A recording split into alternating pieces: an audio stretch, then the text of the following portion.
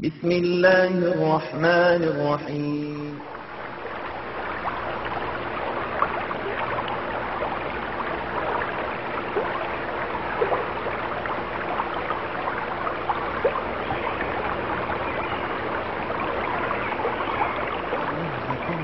Une belle fin et que la prière et la bénédiction d'Allah soient sur son prophète. Comment se préserver du châtiment de la tombe? Une solution pour éviter ce qui entraîne le châtiment de la tombe est de méditer un instant pour Allah avant de dormir. Il est bon de faire un examen de conscience sur ce qui a été perdu et acquis durant la journée pour ensuite renouveler son repentir vers Allah. Celui qui le fait dormira avec ce repentir en projetant résolument de ne plus refaire ce péché en se réveillant.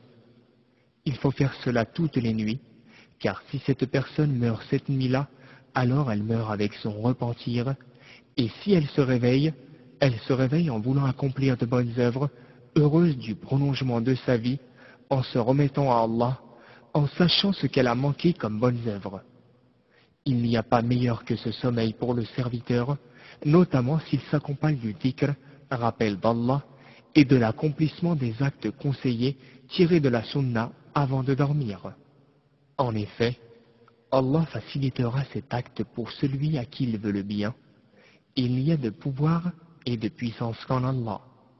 Ce qui est utile de citer à ce sujet, le hadith rapporté par Ibn Hibban dans son recueil authentique, d'après Abu Huraira, qu'Allah l'agrée, d'après le prophète, qu'Allah prie sur lui, et le salue, qui dit « Lorsque la dépouille est introduite dans sa tombe, elle entend le bruit des pas des personnes, c'est-à-dire venues assister à son enterrement, qui s'éloignent. Si cette personne était croyante, la prière sera au niveau de sa tête, le jeûne à sa droite, l'aumône légale à sa gauche, et l'application de bonnes œuvres parmi lesquelles l'aumône, le fait de consolider le lien de parenté, la bonté et la bienfaisance envers les gens à ses pieds. Ensuite, on viendra près de sa tête et la prière lui dira « Il y a auprès de moi une entrée ».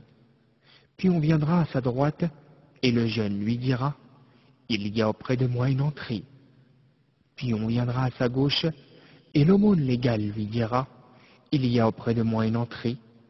Puis on viendra au niveau de ses pieds, et l'aumône, le fait de consolider le lien de parenté, la bonté et la bienfaisance envers les gens lui diront « Il y a auprès de nous une entrée ».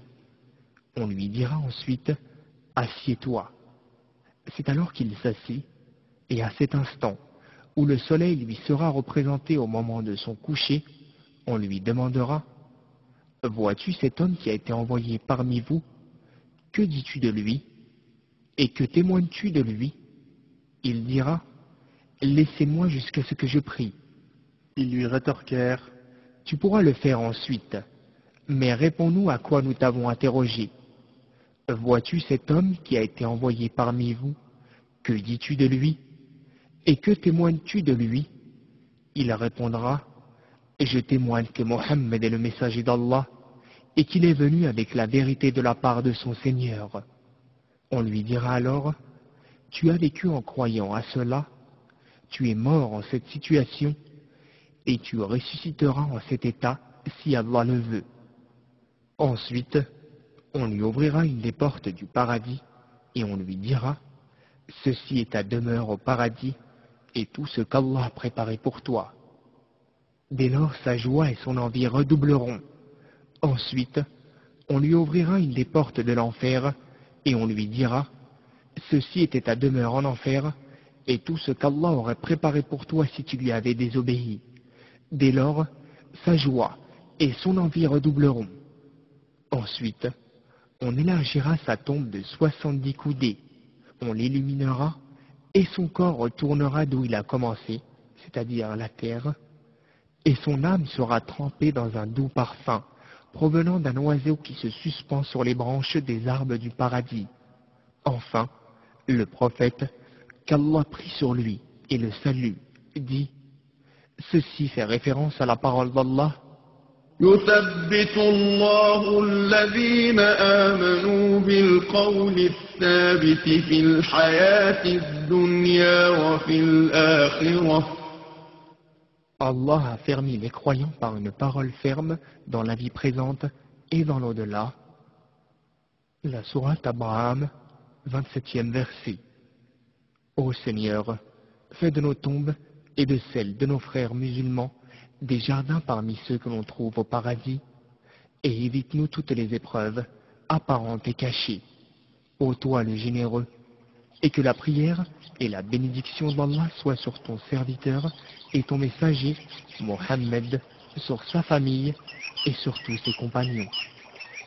Extrait du livre Ar-Ruh du Cheikh Ibn Qayyim al-Jawziyya, qu'Allah lui fasse miséricorde. Cette œuvre est désormais à votre disposition. Après l'avoir mise en pratique, propagez-la. Conformément à la parole prophétique, Ballighu anni walau aya. Transmettez de ma part, ne serait-ce qu'un verset. Votre site islamhouse.com, l'islam à la portée de tous.